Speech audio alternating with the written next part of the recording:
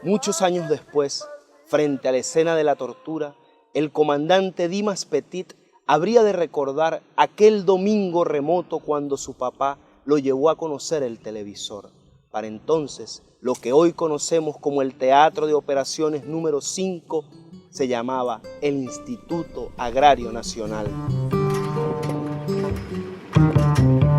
Había aparecido un televisor ahí en Yumare. Nosotros vivíamos aquí en Carabobo. Lo más adelantado o la afiliación más cercana que nosotros teníamos era con la radio, ¿entiendes? Para escuchar las novelas y escuchar las noticias. Ahí en Yumare pusieron las instalaciones del INTI, de lo que hoy era el INTI, en aquel tiempo se llamaba Instituto Agrario Nacional. Ahí apareció un televisor, ¿entiendes? Que uno escuchaba que existía un aparato televisor, pero nadie tenía televisor. Acuérdense cómo son las cosas difíciles. Y esto es una zona apartada, ¿entiendes? Entonces nos dice mi papá, que era un hombre muy emprendedor, que ha aparecido un aparato ahí en las oficinas del Instituto Agrario Nacional, que se ve la gente, que la gente se mueve y que la gente habla. Coño, vamos a conocer esas vainas, ¿entiendes? Entonces le dijo a mi mamá, que se llamaba Inés, que nos pusiera la ropa más pulida que teníamos, ¿entiendes? Que era un pantaloncito de caqui y una camisita blanca y un par de alpargatas nuevas. Llegamos a Yumare, ahí había un aparato, un mueble grande, en el centro había una pantalla y en el centro había unos caballos, me recuerdo yo. Esos caballos eran inmensos. Yo me vine con la duda de cómo los caballos que eran tan grandes que había en un aparato tan chiquito. Todavía no sé, ¿entiendes? Todavía he andado 70 años por la vida y no sé. Muchos años después, Dimas volvió a ese espacio que ya no era el Instituto Agrario Nacional, sino el Teatro de Operaciones número 5, un espacio siniestro de la historia venezolana.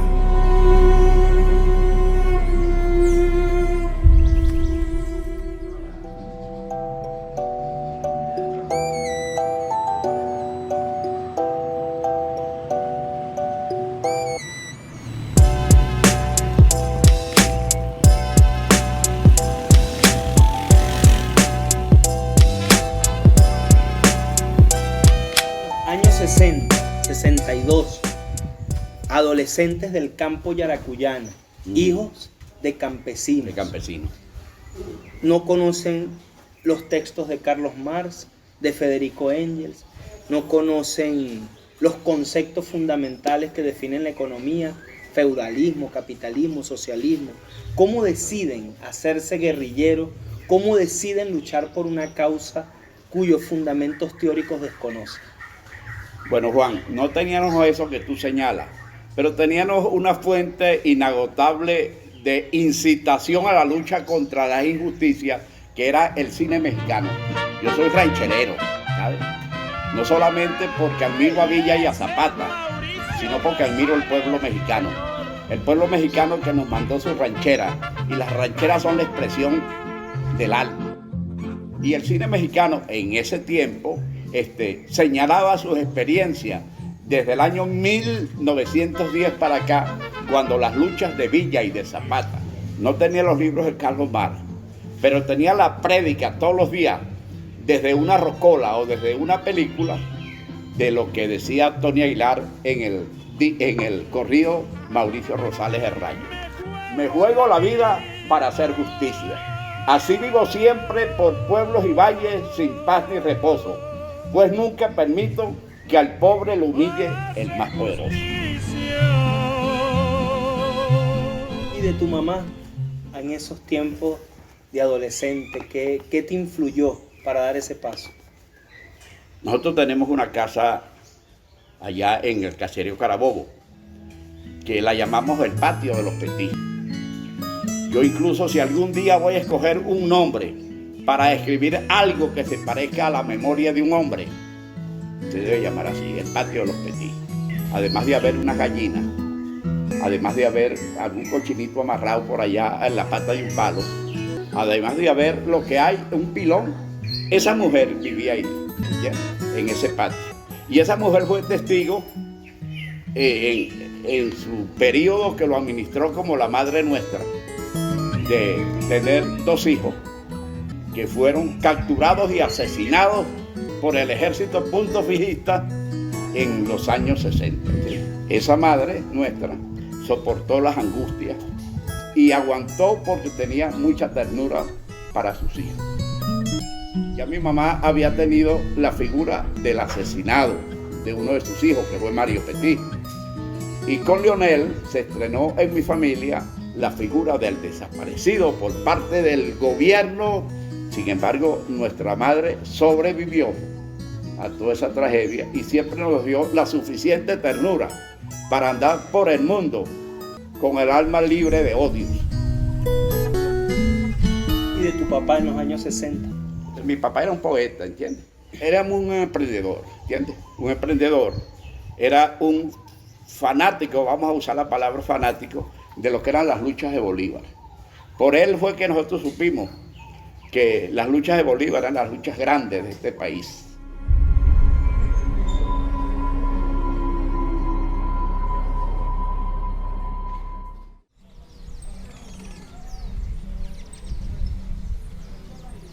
¿Hay algún lugar, Dimas, donde tú hayas visto algo de ese sueño que hemos tenido tantos individuos a lo largo de la historia?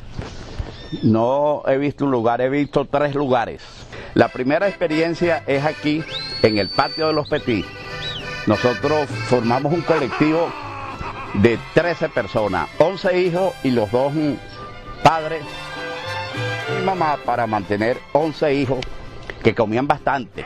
Cocinaba 1 kilo de caraota y ese kilo de caraota alcanzaba para 13 personas. Y de ese colectivo de 13 personas salimos hasta 3 guerrilleros, o sea que eso ideológicamente nos alimentaba en todos los sentidos de la palabra. Por eso las enseñanzas del socialismo las llevamos primeramente de los valores de la familia. ¿Y de Mario Petit? El ejemplo a seguir. El hermano mayor sirve para dar el ejemplo. El hermano mayor es el que se hace cargo de uno cuando el padre falla. Y Mario Petit lo primero que nos metió en la cabeza era que había que ser militante de la Juventud Comunista. Producto de un maestro que hubo aquí en el caserío Carabobo llamado Máximo Temporal López. Y por allí se nos fue colando las ideas de que el comunismo es la esperanza para Venezuela. Temporal López agarró a los jóvenes de aquí, pero agarró a Mario Petit, que tendría sus 18 años, agarró a Leonel Petit, agarró a Demetrio Petit, que todos eran jóvenes, que no pasaban de 20 años, era la juventud emprendedora de este caserío. Esa juventud se le metió profundamente lo que fueron las enseñanzas de ese maestro de escuela. Podemos decir que nosotros somos una extensión de las enseñanzas que nos daba en la escuela José Joaquín Veroe, nuestro maestro de escuela Máximo Temporal López, ya fallecido, por supuesto.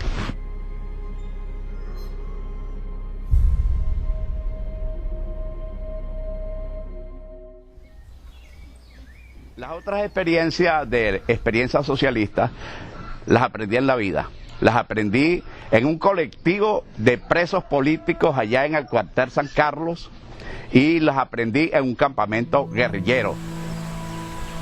Un campamento guerrillero es el sitio más parecido a esa sociedad que queremos para el futuro. Un campamento guerrillero es un sitio en la montaña para uno hablar de sueños. Y se habla de sueños en el sentido positivo. Sueños donde emerja algún día en este país una sociedad llena de justicia, una sociedad de los iguales. Es una vida extremadamente hermosa. que a pesar de lo fuerte, por estar alejado de la familia, que en este caso podría ser una de las cosas más fuertes, uno se siente muy bien. Un campamento guerrillero en condiciones normales es un sitio en función del socialismo, ¿entiendes?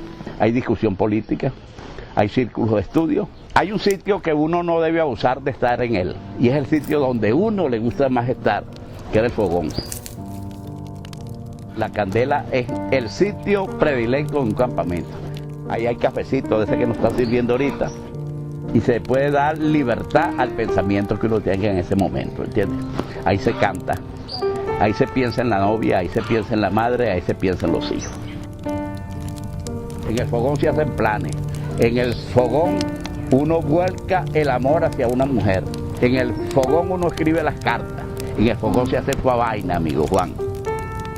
Pero sigue siendo el sitio más peligroso, porque ahí pueden sorprender a uno, porque ahí le gusta a uno más estar.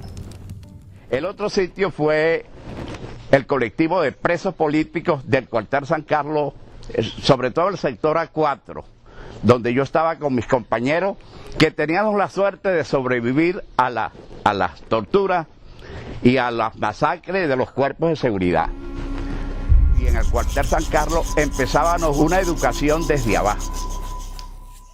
¿Cómo era esa vida, preso, y cómo se practicaba el socialismo en un espacio como ese?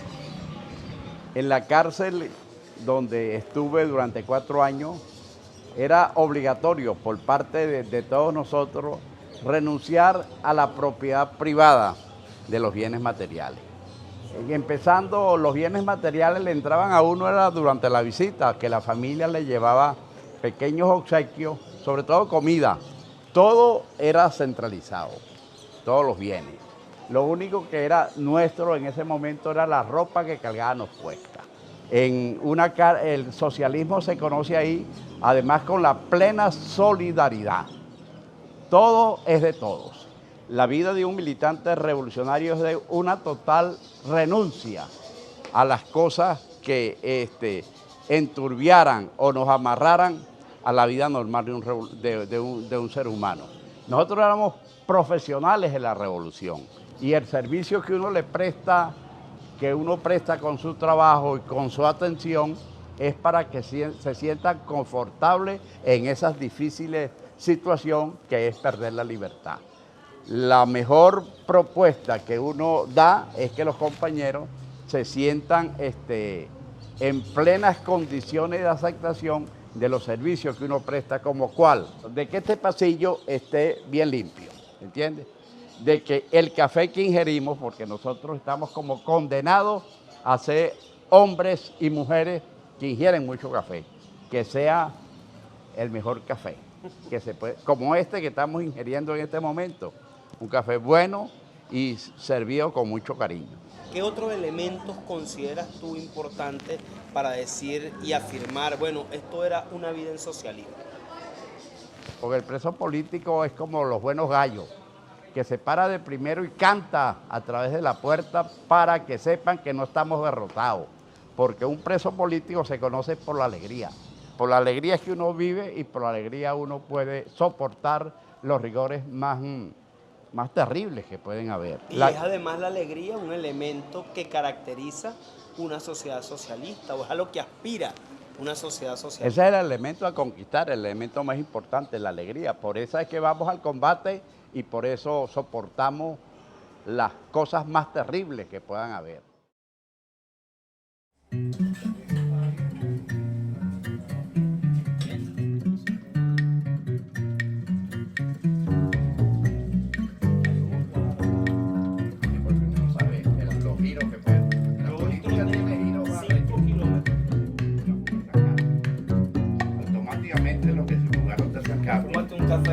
Tómate un café hecho por tu hermano Juan Parada. Bueno.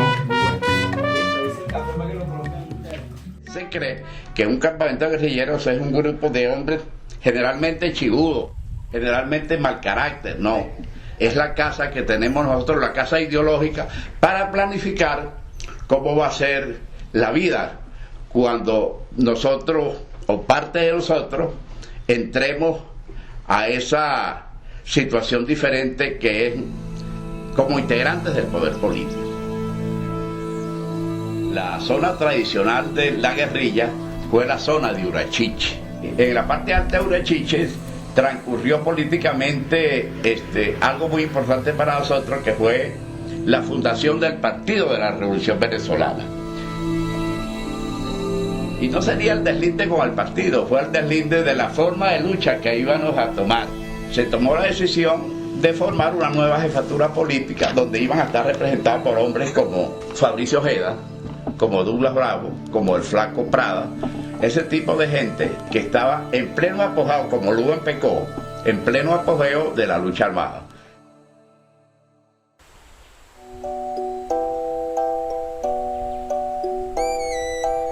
Durante Rómulo Betancourt, la juventud venezolana, guiada por el Partido Comunista de Venezuela y el Movimiento de Izquierda Revolucionaria, adoptó la lucha armada como la forma superior de lucha para tumbar a gobiernos como el de Rómulo Betancourt. Y nos fuimos a las montañas, nos fuimos a los campos, nos fuimos a los cuarteles, e hicimos todo un plan de insurgencia. Aparecieron los militares patriotas en Puerto Cabello, aparecieron los militares patriotas en Carúpano. Fueron experiencias de alzamientos contra el gobierno de Rómulo Betancourt que no fueron victoriosas. No fueron victoriosas porque, como le pasó al comandante Hugo Chávez, no se cumplió el objetivo. El objetivo era tumbar a Rómulo Betancourt. Estas montañas de Yaracuy se preñaron de hombres y mujeres armados para formar un ejército y enfrentárselo al imperialismo norteamericano.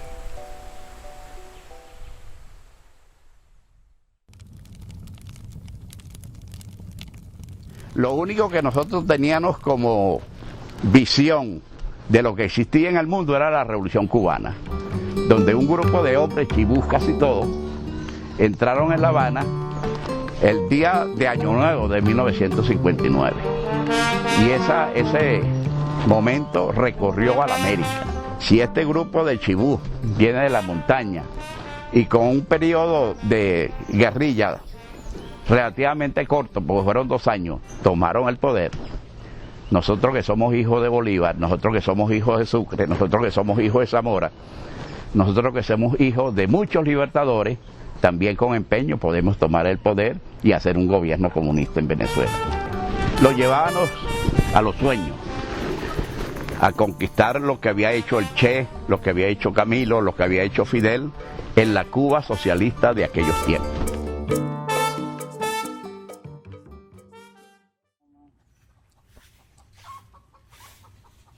Ese destacamento guerrillero que se dio aquí se dispersó por la muerte de Mario Petit, ¿entiendes? Mario Petit muere el 23 de marzo de 1962. La muerte de Mario para nosotros fue un mazazo en el alma. Nosotros nos quedamos por dentro con un deseo, no de venganza, porque uno no puede ser vengador, pero sí de justicia, ¿entiendes? Dima, todos los muertos duelen, pero hay unos muertos que duelen más que otros. ¿Cuáles de esos caídos en combate, en los tiempos de la lucha armada, te conmovieron más en ese corazón joven? Mi hermano Leonel, porque mi hermano Leonel fue el que entró conmigo a Yumare cuando fuimos a conocer el televisor. Era mi hermano sobre el cual yo le tenía más confianza. Y ese hombre se incorporó a la guerrilla en el año 1966 y desapareció en Cojedes, ¿entiendes? Y la tragedia desde el año 1967 que se vivió aquí se debió a la desaparición de mi hermano Leonel. Pero ese es el drama de los desaparecidos, ¿entiendes? Que el desaparecido no está en un cementerio, no está a la orilla de un camino donde hay una cruz. El desaparecido está profundamente escondido. Yo digo que el desaparecido yaracuyano, que por excelencia se dio en Yumare, en el TO5 de Yumare, ¿dónde está? Está enterrado ahí, seguramente a 4 metros de profundidad, o en el buche de un tiburón en Tucaca, porque sacaban a uno por la playa y desde un helicóptero, desde una avioneta, lo tumbaban al agua, ¿entiendes?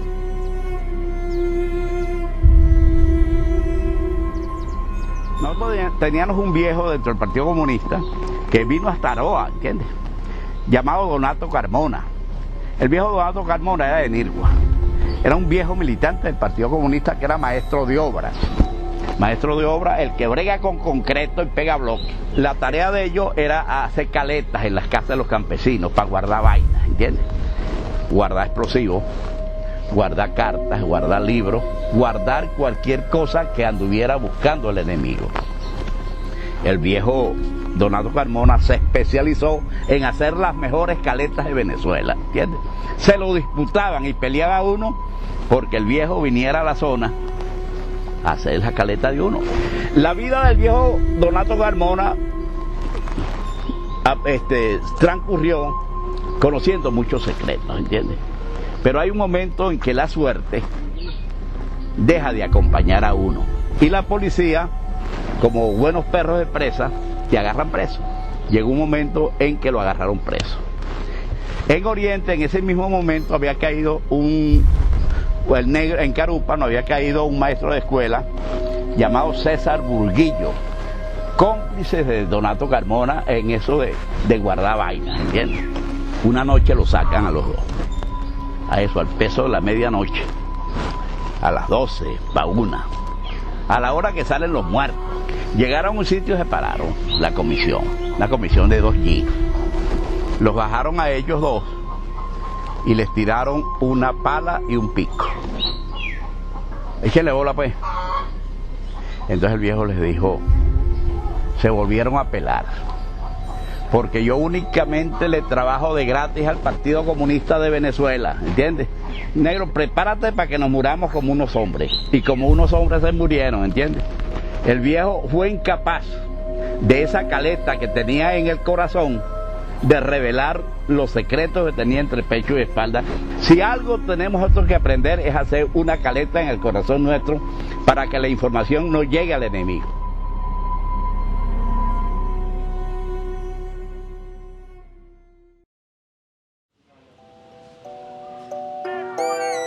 ¿Y hubo alguna sentencia firme del tribunal?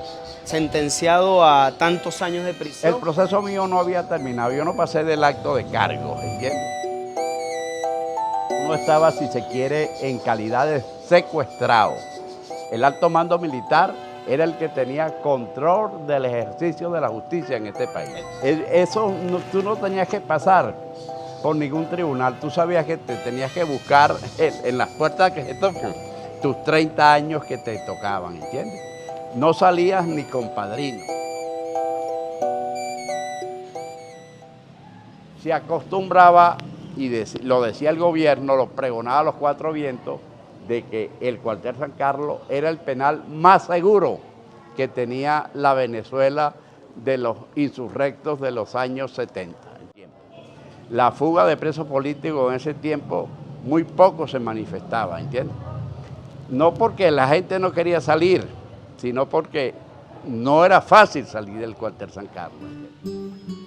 Este edificio de los Carrascosa en Yaritagua, que hoy es día sede de la universidad, sede del conocimiento, es muy parecido al edificio del cuartel San Carlos, desde el punto de vista de la técnica constructiva, esas paredes enormes en mampostería. ¿Cómo fue que estos jóvenes soñadores, revolucionarios, tuvieron la idea de penetrar esas paredes para salir?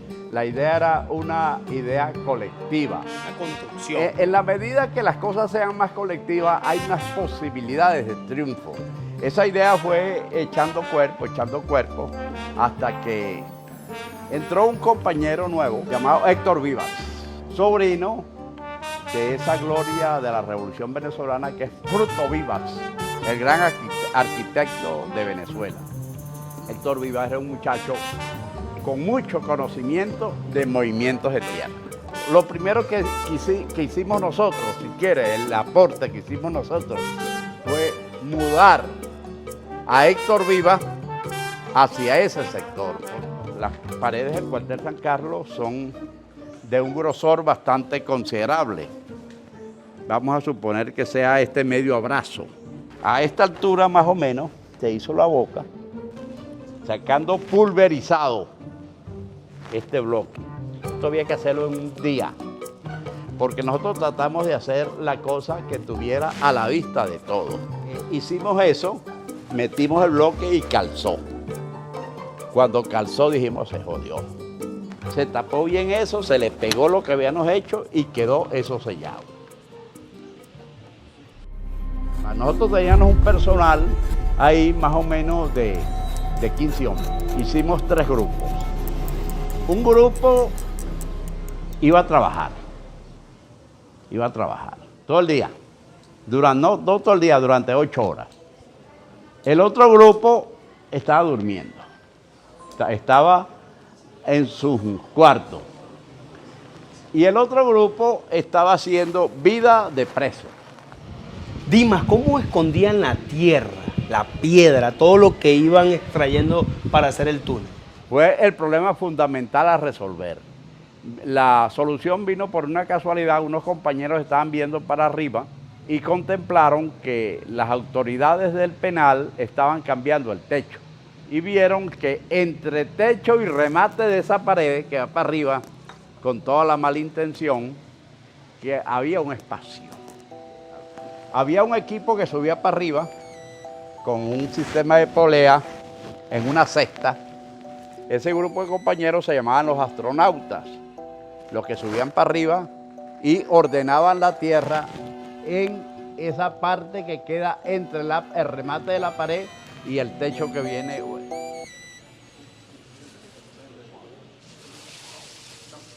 Para que cupiera la tierra, la tierra se embolsó en bolsa de esas de vivero, que lograron pasarse. La compañera logró introducir en ese tiempo y sin violar mucho las medidas de seguridad 4.000 bolsas, de esas de 5 kilos. Está calculado 1 metro de tierra, 1 metro cuadrado de tierra, son 1.000 kilos. El túnel no sabíamos cuántos metros iba a llevar. El tiempo dijo que eran 68 metros. Cúbicos. Para que tengan una dimensión, un camión tipo Toronto, que son de los más grandes, como una gandola, agarra 30 metros cúbicos. Es decir, se necesitaría ingresar al cuartel San Carlos 2 camiones tipo Toronto y uno pequeñito de esos que usan los camioneros ahí en Yaritagua. Para el mes de diciembre, las bolsas se convirtieron en los pantalones de nosotros. Las bolsas se hicieron con las sábanas que nos cubrían. Estos pantalones, cualquier pantalón de los que tengamos aquí, se cose ahí abajo, ¿verdad? En donde uno pone ruevo. Y esto es una bolsa grande. De las sábanas, cada preso tenía un juego de sábanas que se lo da el penal, una para cubrirse y otra para poner debajo. Todo eso pasó al departamento de sastrería.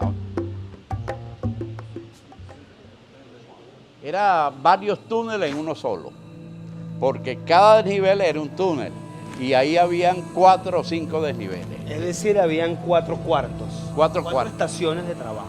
Habían más porque cuando llegamos a las casas, nosotros teníamos 3 casas por debajo agarradas, pero cada casa tenía un cuarto, porque debajo de cada casa teníamos que tener este movimiento para salir, ¿entiendes? La última tarea nuestra, como colectivo de presos, fue meter a 3 compañeros, uno debajo de cada casa.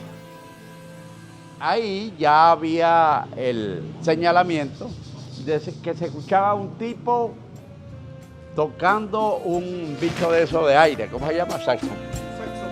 Una vaina de eso. Uno pasaba la novedad. Ajá, ¿y qué escuchaste, Dima? Bueno, yo escuché una mujer caminando, como una mujer caminando en tacones. Escuché a alguien que bajó la poseta. Y escuché al huevón de las 6. El huevón de las 6 era porque todos los días a las 6 ese señor ensayaba. Ese señor era Víctor Cuica, un hombre conocido, un artista que ensayaba jazz. Nosotros nunca supimos el operativo de afuera. Nosotros lo que teníamos era una serie de indicaciones que teníamos que cumplir.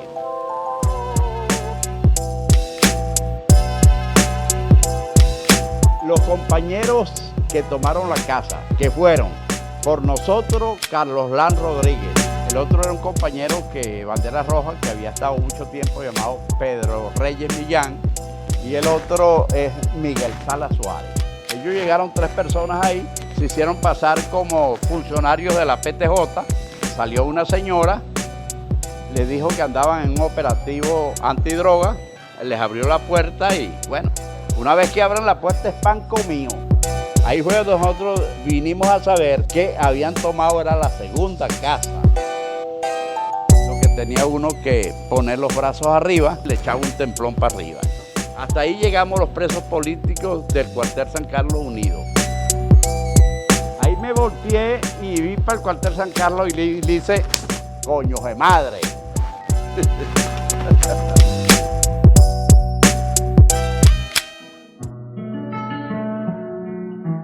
Recuerdo las caras de los compañeros, veían, soñaban,